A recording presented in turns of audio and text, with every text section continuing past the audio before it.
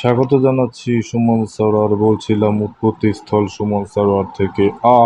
গ্রামের পিচ ঢালা পথ ধরে হেঁটে চলার অনুভূতিটাই যেন অন্যরকম।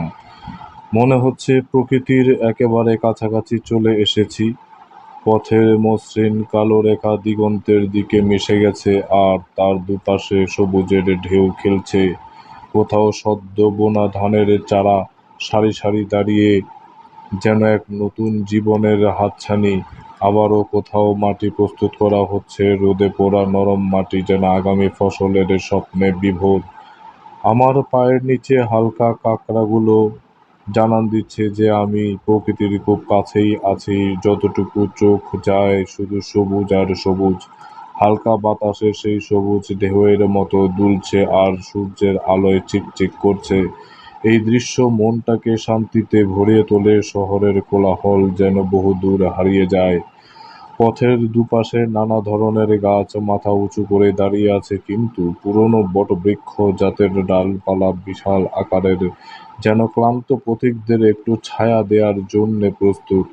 আবার কিছু কৃষ্ণচূড়া গাছ যাদের ডালে ডালে অজস্র লাল ফুল ফুটে আছে, মনে হচ্ছে যেন সবুজ ক্যানভাসের উপর কেউ লাল রং ছড়িয়ে দিয়েছে।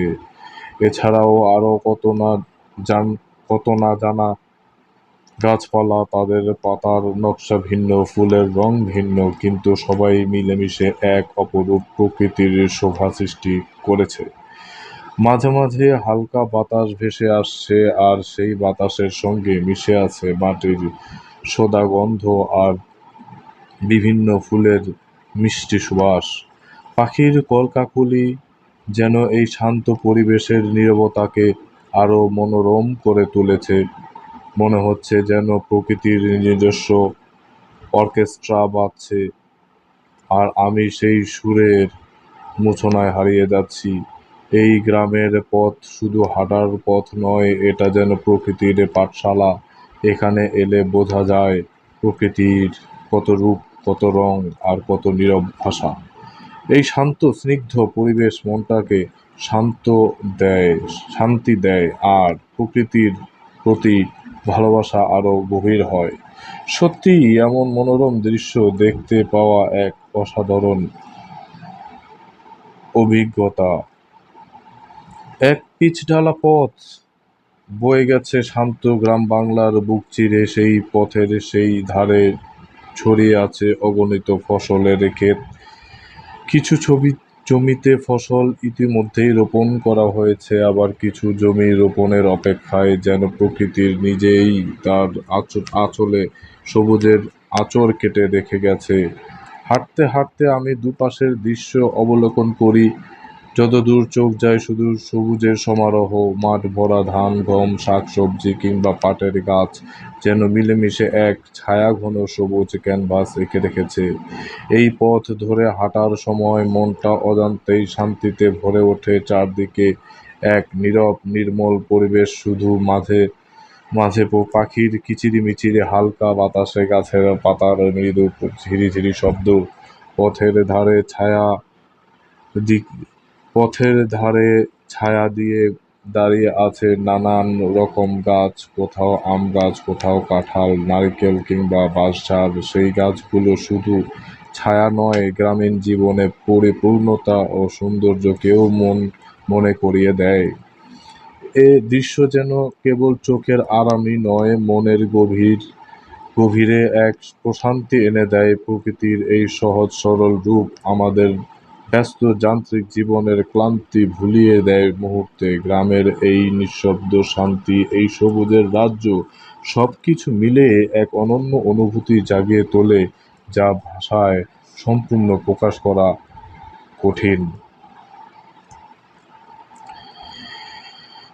গ্রামের সরু পিচঢালা পথটির দুই ধার জুড়ে বিস্তৃত হয়েছে সবুজের এক অনন্ত সমারোহ। পথের দুপাশে সারিবদ্ধ দাঁড়িয়ে থাকা গাছগুলো পাতায় পাতায় জড়িয়ে আছে প্রাণের ছোঁয়া। কোথাও আমের ডালে কচি পাতার হালকা সবুজ আভা, কোথাও নিম বা বটের ঘন সবুজের শীতলে ছায়া। মাঝে মাঝে বাতাসে দোল খায় নারিকেল বা তাল গাছের লম্বা পাতা, যেন প্রকৃতি নিজ হাতে বাতাসে আঁকছে এক ধরনের স্তব্ধ সঙ্গীত। পথের দুই ধারে কৃষকের পরম মমতার রোপণ করা ফসলের মাঠ চোখ জুড়িয়ে যায়, কখনো সোনালি ধানের শীষে হেলে পড়া সোনাঝরা ভোরের প্রতিচ্ছবি, কখনো সবুজ সরষে ক্ষেতের উপর দিয়ে উড়ে যাওয়া প্রজাপতির রঙিন খেলা। মাটির গন্ধ মিশে আছে বাতাসে, এক সুগন্ধি আত্মতৃপ্তি যা শহুরে ধুলো ধোঁয়ার ভিড়ে কল্পনাতীত। কোথাও লতাপাতা জড়িয়ে আছে বাঁশের খুঁটিতে, কোথাও নতুন করে চারা রোপণের প্রস্তুতি চলছে। মাটি খোঁড়া হচ্ছে, সার দেওয়া হচ্ছে, যেন প্রকৃতির সঙ্গে মানুষের এই সহযোগিতামূলক সম্পর্ক চিরন্তন। হাঁটতে হাঁটতে মনে হয় এই পথের শেষ নেই, দিগন্তে মেশা সবুজের রেখা যেন আকাশকে স্পর্শ করতে চায়। দূরের মেঘলা আকাশের নীলচে আভার সঙ্গে মিশে আছে ক্ষেতের সবুজ, গাছের সবুজ, ঘাসের সবুজ, নানান শেডের এক জীবন্ত প্যালট। পাখির ডাক, পাতার মর্মর, দূরে কৃষকের হাল চাষার শব্দ, সব মিলিয়ে গ্রামের এই পরিবেশ যেন এক সুসংগীতময় কবিতা।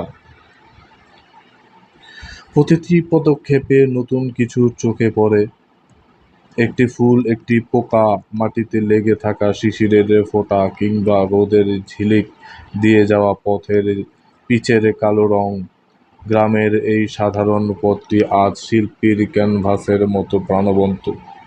এখানে সময় থেমে থাকে, প্রকৃতি কথা বলে, এবং মন ভরে যায় এক অজানা প্রশান্তিতে, যেখানে নেই কোনো তাড়না, নেই কোনো কৃত্রিমতা, আছে শুধু মাটির গভীর থেকে উঠে আসা এক নির্মল সত্য। বলছিলাম আমি সুমন সারোয়ার, এবং যারা শুনছিলেন তাদেরকে ধন্যবাদ জানাচ্ছি। বলছিলাম সুমন সারোয়ার, এবং উৎপত্তিও হচ্ছে সুমন সারোয়ার থেকে। ধন্যবাদ কথাগুলো শোনার জন্য।